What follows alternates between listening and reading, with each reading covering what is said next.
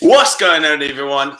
Welcome back to the Crafty Couple with Cockney Red 99. Bit different today, not looking at the Premier League, looking at the international fixtures, the massive one coming up for Ireland versus Slovakia. And I'm joined by two new guests. I'm joined by the finest thing to come out of Club Mel since Una Healy herself, Mr. Keane Fraining on my right-hand side. How you getting on, Keane? Not too bad, Owen. How's things, brother? All good. I'm sipping Guinness and excited for the game tomorrow, so all good. And another lad that's working on the Weekly Armchair podcast with us as well, William Bryan as well. Will, how are you getting on in Waterford? Not too bad. Getting on all right. All good. I mean, you're fairly depressed wearing that Arsenal shirt, but, you know, we'll let it go. We'll let it go for this one. On to tomorrow night's game. I don't know about yourselves, lads, but I'm buzzing. The thought of getting into the Euros for next year is beyond belief for me, and it's an exciting time ahead, and we're possibly playing the North. What are your thoughts on the game tomorrow, Keith? I think with tomorrow, it's a European qualifier that it's stranger than normal ones because obviously, it's behind closed doors. Obviously with Ireland, you have our travelling fans who are a massive part who drive us on to get results, and now we're under a new regime with Stephen Kenny. He's with us for a short time, and this is a very big game for him early on in his tenure. So excited for the game, excited to see how we set up tomorrow, and hopefully we can go out and get the result. Because if we get fans back in the stadium next summer for the Euros, and it's the first time Ireland fans will be allowed back in the stadium post COVID-19, it'll be unbelievable. And the party over here, yourself, just be rocking all summer. I know very well myself. I was at the Euros in 2016. It was the best couple of nights of my life. Will, are you excited about tomorrow night's game, of course? A little bit excited, but a little bit tentative as well. I mean, obviously, since the new regime's taken over, we haven't gotten off to the best. Hopefully now we can push on, beat Slovakia in this, and then hopefully Northern Ireland can do well against Bosnia and have an Ireland affair to see who gets through to the Euros, which would be perfect to see. Yeah, definitely. In terms of our opposition tomorrow, Slovakia are quite a tough side. They have got some notable players. I did see, however, today Fabrizio Romano reporting that Skriniar is out now due to he's tested positive with COVID-19. I did see that. How 100% true it is or not, but I have seen that Skriniar is out. And he is obviously one of their best players, a top quality centre half, and hopefully now him being missing, McGoldrick can tear that centre half and can tear that central defence into pieces. Yeah, absolutely. I think Milan Skriniar, he's one of the top centre backs in Europe at the moment. He's playing some stuff with Inter Milan, and obviously, if it's COVID-19 related, hopefully he gets well soon. It's a serious thing to have, but for Ireland, from our perspective, for him not playing tomorrow, it's a massive boost because he's a very good defender. He's very commanding. He's very good on the ball, and again, they have the B-Tech Phil Jones, the centre half, Martin Skirtle. And so, if we get that's just no. Skirtle was a decent centre half. I'm not having. That's just pure disrespect on the man. That's just pure disrespect on the man. No, in all seriousness, he's okay. But I think if we can get her, the likes of Callum Robinson, Dave McGoldrick, and getting at him, we do have a few decent players who can get at that Slovakia defence without Milan Skriniar there. I think we do have a chance, especially with him out tomorrow.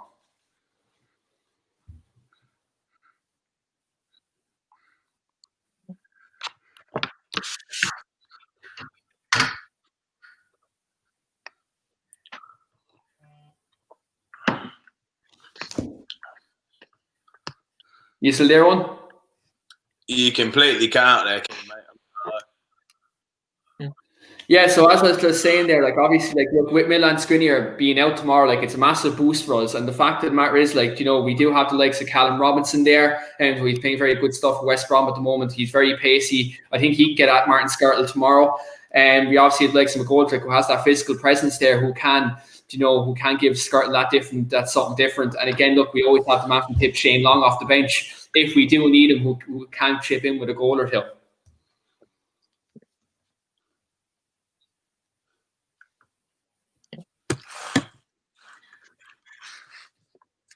Lads, are you still there? Yeah, I can still hear all right. Yeah, I'm here, Keen. I'm just getting every second word because I live on a farm, so my Wi-Fi is terrible. Hello? Hello, I can hear you. Can you hear us? William, can you hear me? We good?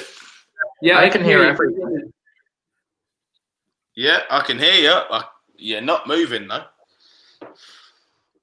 Yes, I can hear you. I'm moving. I can hear you faint. Oh.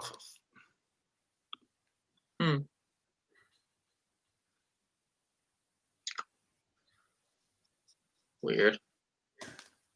Can you hear us, William? I can hear both of you perfectly. Yeah, I can hear both perfectly.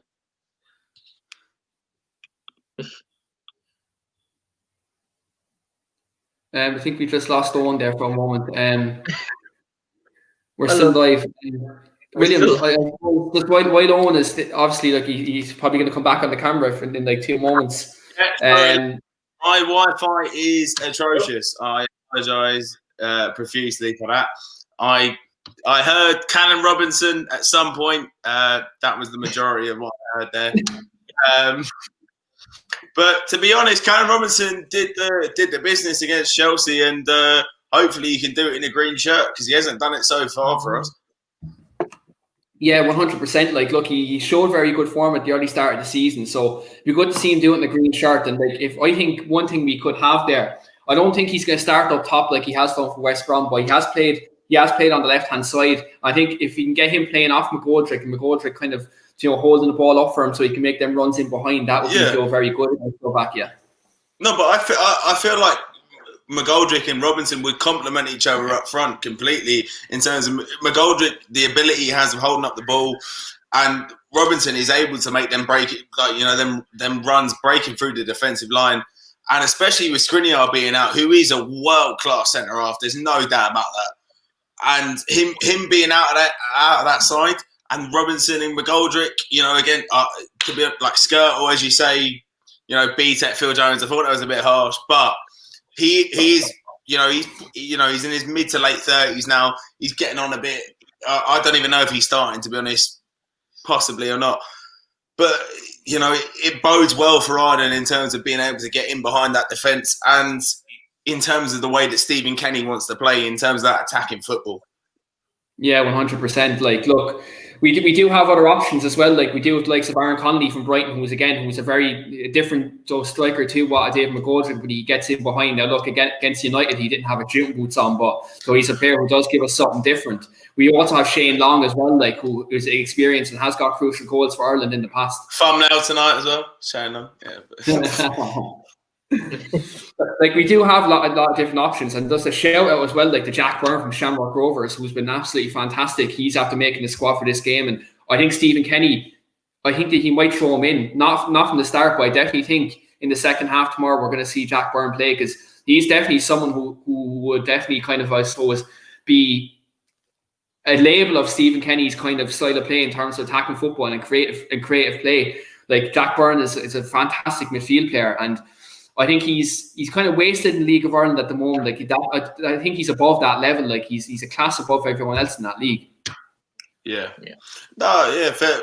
Well, what's your opinion on Jack Byrne? What what are you feeling about? I mean, are you a big fan of League of Ireland yourself, or are you just an Arsenal fan who's depressed all the time? Nah, to be honest, like, I haven't watched an awful lot of the League of Ireland, but from what I've seen of him, you can tell that he's got a real class player in him. And to be honest, I think the League of Ireland probably is it's too small for him, and he'll probably get a move next summer. So that would probably be for the best for Ireland, because no offense to the League of Ireland, yeah, you can have players playing for Ireland that are in there, but if they're playing better opposition, like the majority of our defenders are in the Premier League, one of the best leagues in the world, they're going to be facing world beaters already. Whereas if you're playing in the League of Ireland, you still have to try and reach that level of everyone else, and it's hard to do it on a consistent basis over long term. So yeah, hopefully now I'd like to see him move up, and hopefully I'd like to see him get a few minutes for Ireland just to help the confidence as well. But I don't think he'll start. Yeah, no, I don't think he'll start either. Lads, in terms of the starting 11 tomorrow night, like what are your predictions? Obviously we've all got Randolph in goal, but on from that, who we picking in the starting 11 tomorrow night? What's our lineup in terms of what formation do you think we're going to play? I think, look, Stephen Kenny, one of the things that he will do is he will go back four. Like, I think Seamus Coleman's out for tomorrow, so I was thinking he might have gone with a back three tomorrow. But with regards to, I think we might go with a four. I think we'll see Randolph in goal, and we'll see Matt Doherty at right back again. Like, look, he's been decent for Spurs since he signed, and we'll have a good solid centre half partnership in John Egan and Shane Duffy, and then Enda Stevens left back. I think he'll be a player who can definitely give us, a good attacking outlet down that left-hand side. He's been showing great form for Sheffield United over the past 12 to 18 months. Midfield is kind of a tricky one because we have a few different options. I think Jeff Hendrick... Josh Cullen coming in as well. Coming in to replace Arthur as well, so...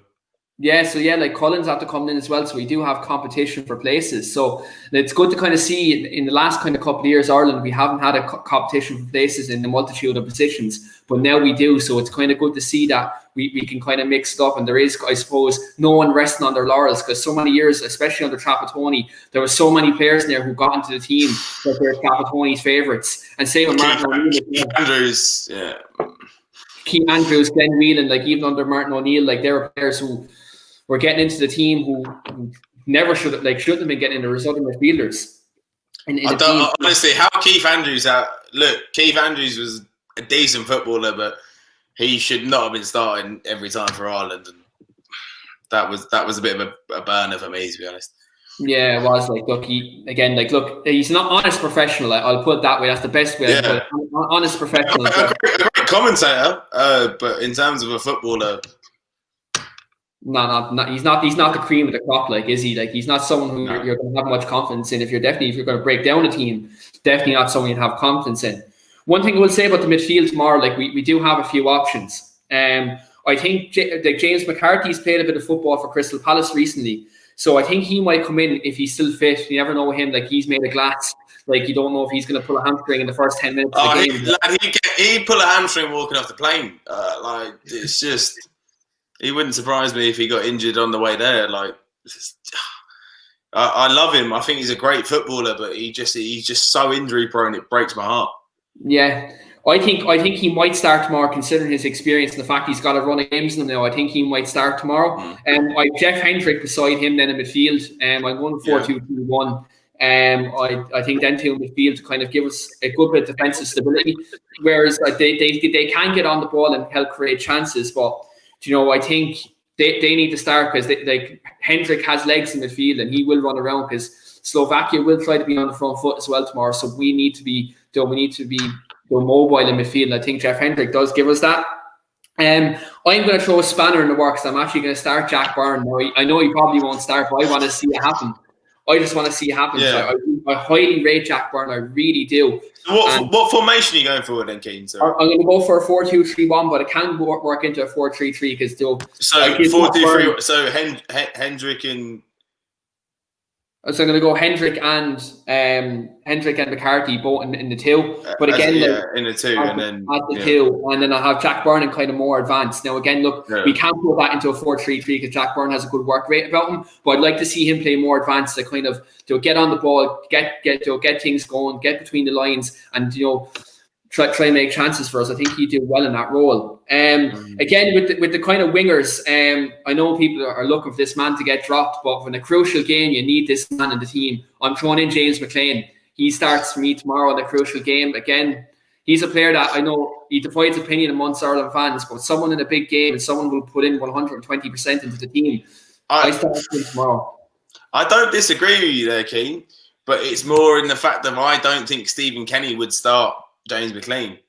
That's my opinion in terms of that. I don't think James McLean fits into Stephen Kenny's idea of how he wants to play, and I don't think that's why I don't think James McLean would start. That's why I wouldn't put him in my 11 personally. But carry on, sorry. Yeah, look, I can see your point of view there. Like, I suppose like Stephen Kenny has a way to play. But again, like even in them couple of games, we didn't get to see kind of Stephen Kenny's Ireland because he's still trying to adapt his philosophy to the team in such a short space of time. So it depends. It depends where he goes for kind of, I suppose, youth or kind of experience kind of look with this team. Kind of remains to be seen. But personally, I put James McLean in there because he is experienced. He does have fight, and he's someone when you can always rely on in these big games. He has turned up.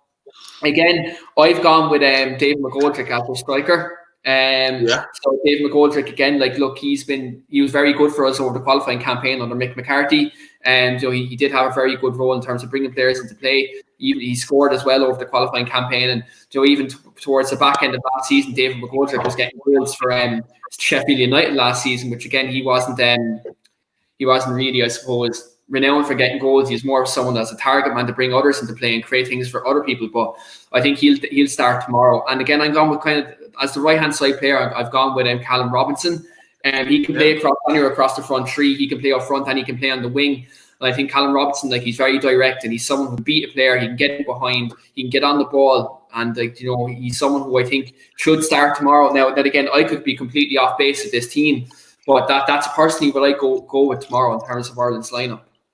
Fair enough, man. To be honest, there's not much I disagree with in that lineup. William, what's your opinion on tomorrow's lineup? Yeah, no, I agree mostly. Like I would have had Darren Randolph in goal, then Doherty right back, same centre backs, and the same whole back four with Enda Stevens then on the left. In midfield, James McCarthy to break things up. Then I'd go Jeff Hendrick with him. And personally, I know he was saying Jack Byrne. I'd personally play Conor Hourihane. Even with Aston Villa, I like the way he plays. I can't tell you exactly what I like, but there's just something about him that I always enjoy. The free kick watching. against Georgia, is that it? It doesn't hurt, all right. It pretty much helps. That little moment where he can have that moment of brilliance, I think that's one of the things. Oh yeah, and it definitely helps. Like he's got good off the ball qualities as well, and good at swinging in a free kick or a corner. And then up top, I'd go two of the same three. I'd go David McGoldrick, Callum Robinson one side. And I personally would, even though he hasn't done as well for Ireland, you can see his work rate. I put Aaron Connolly in. I think you see him playing constantly for Brighton. The way that he has so much minutes in his leg will help. His work rate, not just on the ball, but off the ball, making space for everyone just helps. And once you've got someone like McGoldrick actually holding it up, him able to get in behind or able to make lines for everything can help free up more space for the rest of our players. And I'm a very big fan of Aaron Connolly and the way he's been playing recently. Yeah, no, like as most people know, myself and Keen are massive United fans, and the way he played against United in that game, he looked so dangerous. He looked like a constant threat, and if he's able to do that in a green shirt, I'll be absolutely buzzing. In terms of my starting 11, I'm not too indifferent from their boys. I would say, in terms of the back five, I'm completely the same. I'd have obviously everyone's having Randolph in goal, and you got to have Enda Stevens at left back, Matt Doherty at right back, and the main man John Egan, the carry man, starting at centre half, the main man himself, alongside the man that I love more than life itself, Shane Duffy. And in terms of midfield three, I'm thinking I'm in agreement with yourself, Keane. I'm saying Hendrick. I'm probably saying Hourihane instead of Jack Byrne, to be honest. Yeah. I just wanted to throw a spanner into the works. Do you know what I mean? Yeah, no, I understand that. And then in terms of the front three, like you got kind of in terms, I definitely think Callum Robinson, especially after that game against Chelsea. And I also am in agreement with William as well in Aaron Connolly and McGoldrick as well.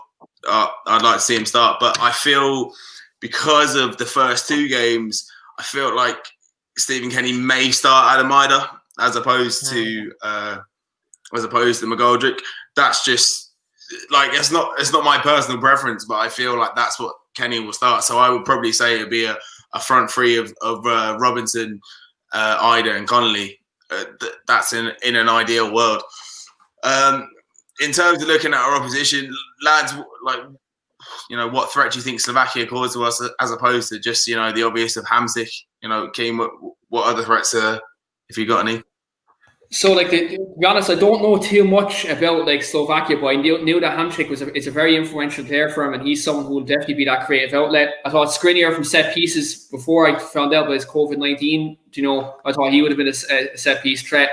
As much as I slagged off Martin Skirtle there a few minutes ago and called him a B-Tech Phil Jones, I think from set pieces tomorrow, he can maybe get he's very good. But again, we have Shane Duffy at centre back, who's again, he's just a king, isn't he? He's I can see him if they're willing to hit us some set pieces tomorrow. I think we do have plenty of players in there who can shut them out. But other than that, I think Hamsik's their biggest threat. We stop him, we stop Slovakia, in my opinion. Yeah. Well, what's your opinion on the opposition tomorrow? Honestly, when it was originally set out, I was a lot more afraid than the way things have moved on now. Obviously, with Skriniar out, it's a big help. Hamsik is now playing in China, so it isn't the best quality of football, so he might not be as good as normal. Dubravka's still injured, their old goalkeeper. Also, there's other players that play in Italy, like Stanislav Lobotka, who isn't actually able to join up with the squad because the Italians won't let it. So yeah, I did see that actually. Yeah, we have a chance. I'm a bit more positive over our chance against them than if they had everyone fit and we had everyone fit. Yeah, no, I'm in complete agreement with you. And to be honest, if we win, I'll be a happy man for at least 3 days before the final of this Euro. This weird situation, this weird way that they've configured qualifying, that they have a semis and a final. To me, it doesn't make any sense. And I think even if we still beat Slovakia, we still play Wales on the 11th. And then play on the 12th. So it's going to be, if we win, it's going to be an under 21 side. Well, an under 18 side probably. Well, not finally, but lads, predictions on tomorrow night's massive game for us. William, I'll come to you first because Keane's never shut the fuck up. I'm going to go for a result you never see as an Ireland fan. 1-1, and then it goes into extra time. No. Honestly, I do think we'll probably finish 1-1, go into extra time, and then we'll pull out a late minute goal to stop it from going to penalties. So I'm going to say a 2-1 win. 2-1 win. Keane, what are you saying? I'm going to go with a classic 1-0 Ireland with a Shane Duffy header to win us the game. I'm not going to go too different from Keane myself. I'm going to say a 2-1 win. I'm going to say we're going to go down 1-0. We'll get a scrappy goal. The likes of the Horahan or someone will knock it in. And then Shane Duffy gets the 89th minute header, win 2-1, go absolutely mental. But just to finish off the Crafty couple, want to go around the boys and just see what our greatest ever memory as an Ireland fan is. Greatest ever experience, whether you've been to the match or whatever, or just watching it at home or watching it with everyone. What is the greatest experience you've had as an Ireland fan? I think for me, the greatest memory I ever had was in 2016 when we beat Italy to get us through to the knockout stage. I remember us in the pub here in Clonmel called Gleason's Pub, and the pub was absolutely crowded. It was basically green. The pub was basically green. It was like being up in the Aviva, and everyone was singing songs, and it was just like being at the stadium. And when Robbie Brady put that in, it was euphoria. It was better than sex. That's what it was, Keane. It was fucking beautiful. Oh, that was my favorite moment. And again, there's an honorable mention, obviously, to Shane Long as well when we beat the Germans at the Aviva. That was another great moment. Obviously for watching Ireland games over the years. But for me, just the Robbie Brady one, because even people I don't like, I was hugging and everything. Do you know what I mean? Like when we got that winner that day, you know. You don't care who the man is beside you. You're kissing him, you're hugging him, you're loving him. You don't give a fuck as long as his team are winning. Absolutely, 100%. Well, what's your moment, my man? No doubt, I would have originally said the Robbie Brady one, but to be different, I'll say I remember going up to the Aviva for the second leg, even though it was basically over, of the Euro 2012 qualifiers. We had already won the first leg. I think it was 3-0, and even though we just drawn, even though we just drawn 1-1, just the feeling around there of everyone celebrating that we are finally going back to a big tournament up in the stadium was it was a great feeling to know we were actually going to be back. What happened at that tournament, I won't discuss. We don't discuss Euro 2012. We only discuss 16. Getting there. No, for me, mine was 16. I went over. I was lucky enough. I went to the Sweden game and I went to the France game. And I know we lost the France game, but the France game was my best memory. Remember Brady getting that penalty in the first minute, scoring it. I didn't know who the man was beside me, but I as good as snogged him. And at half time, we were all there inside the concourse, shoes off for the boys in green, going absolutely insane. And afterwards, there was a square in Lyon. It was pure green. You'd have thought we'd won the fucking Euros, let alone lost the match. Everyone going mad, singing the Fields of Athenry, and it was beautiful. And I will never forget. I was 17, and I'll never forget it for the rest of my life. It was the most beautiful thing I've ever seen in my life. But that's it for now, and we'll look forward to tomorrow. Boys, if you want to give a shout out to your socials now. So first, Will, socials. Honestly, my socials just on Twitter at Willie Chili Bry, but also I'm sure Keane will say about the weekly armchair. Make sure to give that one a follow. Yeah. Keane, to yourself, mate. Yes, so as my label there, it's Keen_Franey on Twitter. So if you want to keep going on the whole Bruno Fernandes propaganda, do check that out. And also check us out on the weekly armchair kickoff too. We do cover all things Premier League, all things Manchester United, and there's a very detailed Glazers out rant coming soon. Lovely jubbly. Right, boys, we got it tomorrow night. I'm in Covent Garden in Philomena's, and hopefully we'll be celebrating playing either the North or Bosnia in the final round to get to the Euros. And hopefully we get there. And hopefully we'll be allowed to go and go mental for the boys in green, wherever it may be, wherever they decide to put it, because they definitely won't put it throughout Europe with COVID. So hopefully that happens. And please like, share, and subscribe to my channel. And love you all for tuning in. Thank you very much. Cheers. See you, lads.